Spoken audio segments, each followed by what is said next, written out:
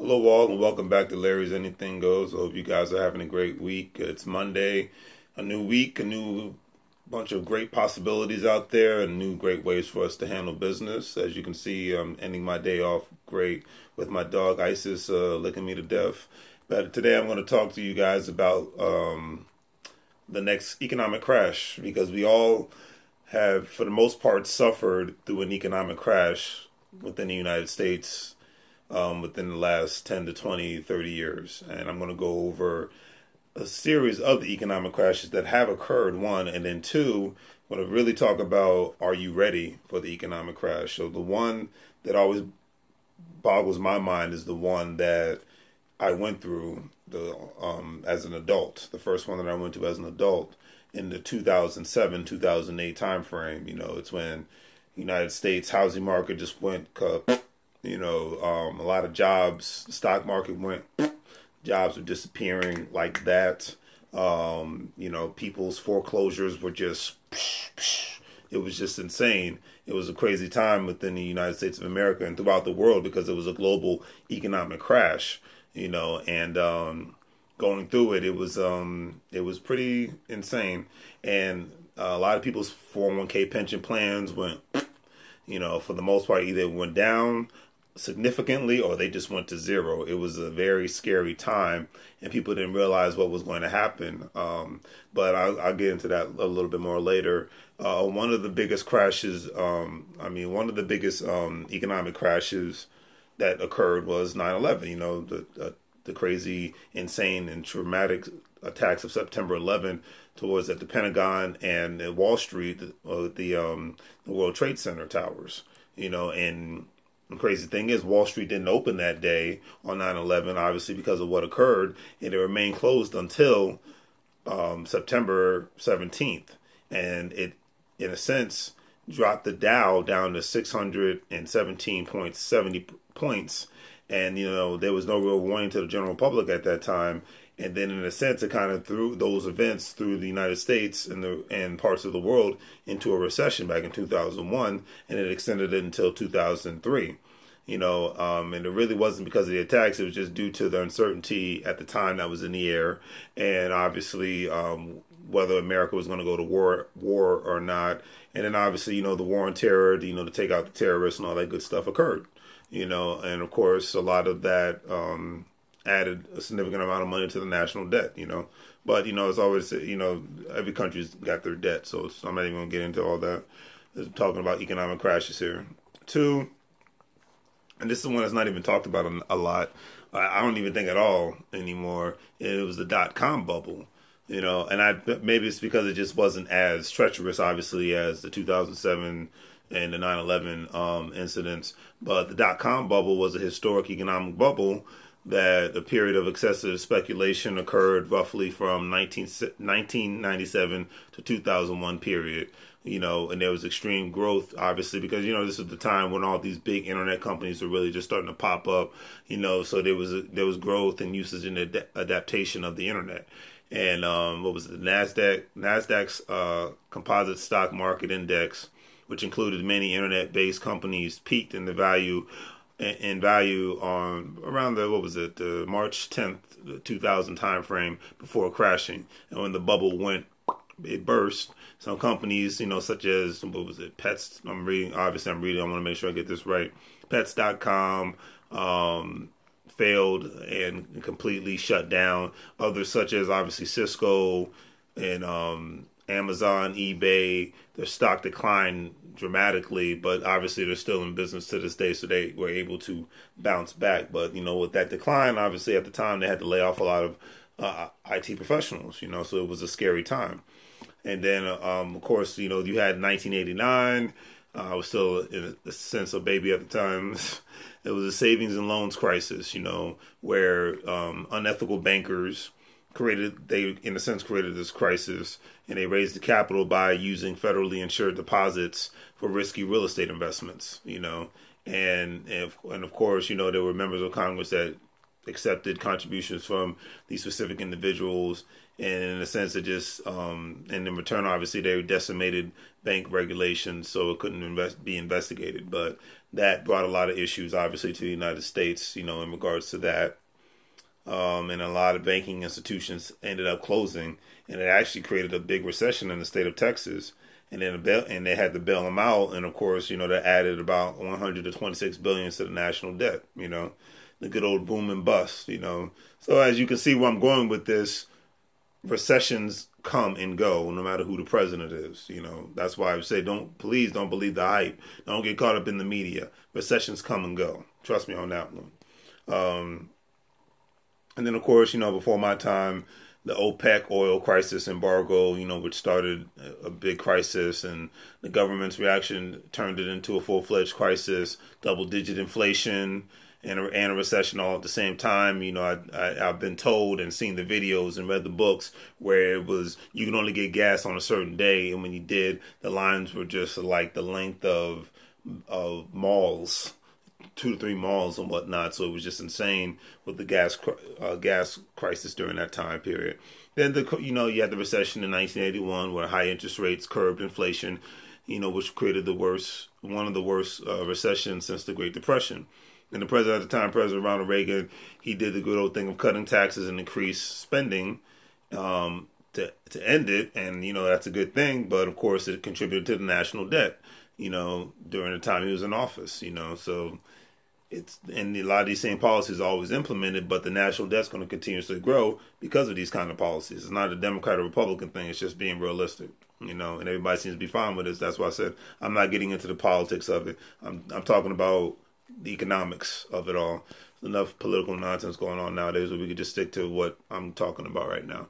Then, of course, you had the worst of them all, which started the Great Depression back in 1929, when the first warning was a bubble in the stock market. Wise investors could have started taking profits in the summer of 1929, and in October 1929, the stock market just crashed, kicked off the depression, and it just was tremendously bad, and unemployment was at 25% within the United States at the time. So, go figure. And then, of course, you had a World War that started up after this, and you had the Dust Bowl, which created a lot of famine and homelessness throughout the United States. So it was a crazy time. Now it goes into why am I really getting into this, and I'm getting into this because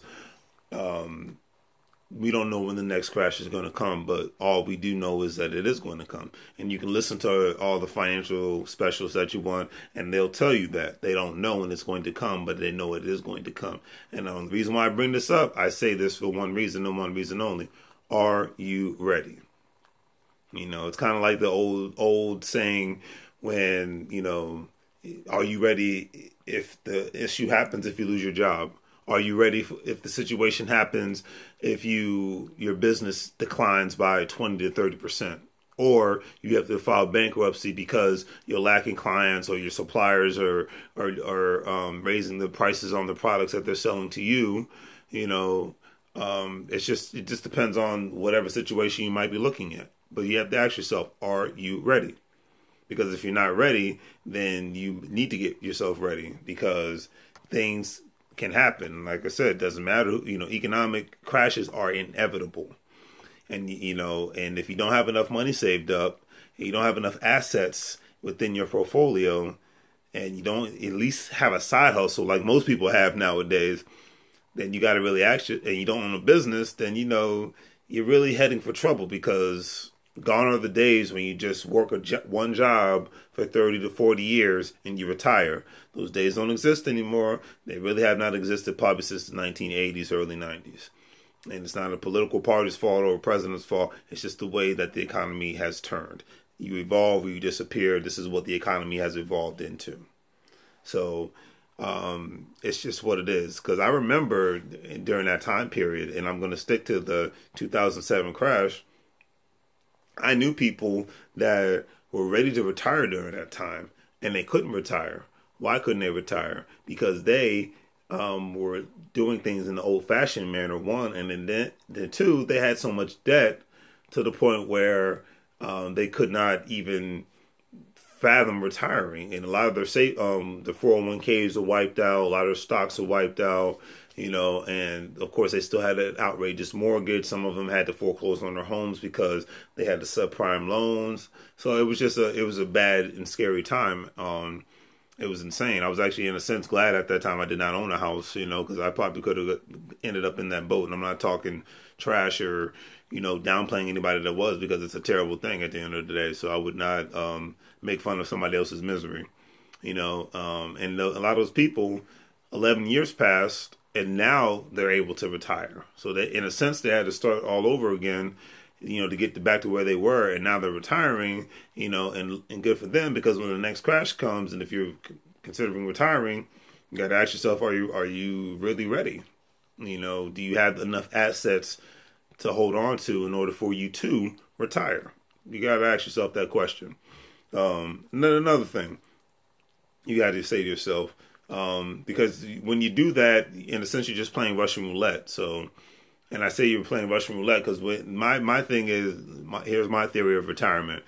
Either if you're not filthy stinking rich and you just working a job, if you're filthy stinking rich, you're not worried about retirement. You're just worried about making your money work for you. You know what I mean?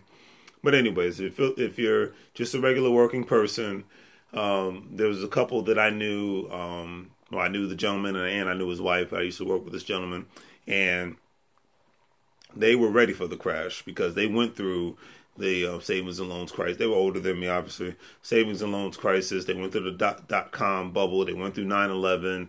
And, before this crash occurred, they said, after going through the dot-com bubble, they said, we need to get serious about our money. We need to get more serious about our retirement.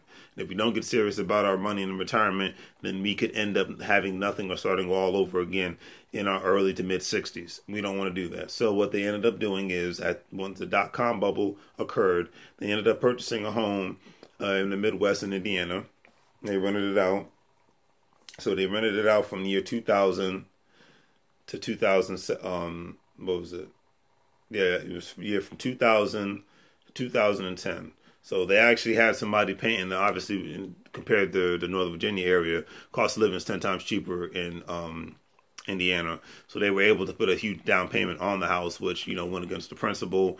And then they had renters in there, which went, obviously they were just paying off their mortgage for all those years. And then when they sold their house here, just almost, they sold the house here before the crash. So the house was I think it was like, now their house would be considered to be $300,000. At the time, though, their house was like almost $700,000, because obviously that's how crazy the housing market was and how crazy it's kind of getting in certain areas of this country right now. But that's another topic for another discussion. Yeah, I know you're enjoying yourself, aren't you, young lady? Anyways, so yeah, then you have that, and they sold their house. So at a huge profit, and the house that they bought in Indiana was like $70,000. So you do the math, and they was able, in a sense, to pay off their mortgage by the time that they retired, and they were still collecting rent from people. So that was a win-win situation. Then when the economy went, they retired from their jobs. They didn't necessarily cash out all of their savings and 401ks and bonds and all that good stuff, and they lost a lot of money when it came to their stocks, but because they didn't have the huge debt known as a mortgage, all they had to do was worry about paying utilities and personal property taxes. And in Indiana, it's way cheaper compared to Northern Virginia. So they went about things in an intelligent manner. Long story short, they went about things in an intelligent manner, and because they didn't have that huge debt. Here's the crazy thing. I know people always say, don't pay off your mortgage because, you're not really getting any tax write-off.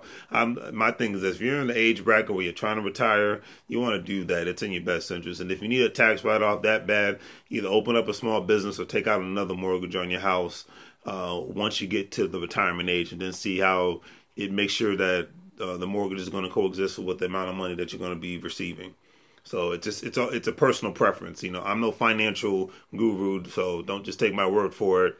Go to the professionals. This is just based off of my research and whatnot, and how I feel it would work best in my favor. You got to do what works for you at the end of the day. I am not a financial analyst. I am not a certified accountant or anything of that nature. So always talk to a certified accountant, certified retirement specialists because they'll be able to give you way more in-depth information than I'm giving you right now. But at the end of the day, moral of the story is they were able to retire during one of the worst financial meltdowns within the United States of America, with the stock market and the housing market and jobs going all over the freaking place. So it's something to think about, something to consider. You know, they really put their foot in to their money and ensuring that their money worked for them. So when they got into the early to mid 60s, that they didn't always just have to work for it. And last time I heard that they're still, like, I think his wife works at Walmart part-time, and he's like a part-time truck driver or something, or probably an Uber driver now because everybody's a side Uber driver. But, you know, they live in a life that they don't have to vacation from, and they're loving life. And I think that's what it's all about, you know, especially if you're just trying to work a job. And I have a business. For us people that are working and trying to be entrepreneurs, we have a different vision. But him and his wife are from a different time period where most people could retire by the time they get into the mid 50s, to late 50s, early 60s, etc., and so forth. So, but they did one thing that I am a huge fan of. They didn't do what the majority does. They didn't think like how the majority does. They became the minority and became, in regards to their thinking habits and their spending habits, their saving habits, and their investing habits. And that's what everybody wants to do. Do not be the majority of people just thinking that your 401k, your IRA is going to take care of you. It's not. Your Social Security, it's not. And are you ready for the next crash? If you lost your job today, where would you be? If your business lost a lot of clientele or it went, where would you be? Where would you go? These are questions that all of us need to ask each other, because it is always possible, no matter what situation you're in. You could be government employee, you could be your own self-employed, you know, you have a franchise, you could work for the private sector, small or big. It does not matter. You can be a victim in a financial crash. For those of y'all that remember the 2007 era time frame, even in the DC metropolitan area was quote unquote supposed to be considered recession proof. People here lost their jobs and people here were affected. So it's food for thought, nutrition for the whole brain. I hope you guys have a great day. Sorry, I'm talking a little fast, but this is one thing that I'm very passionate about.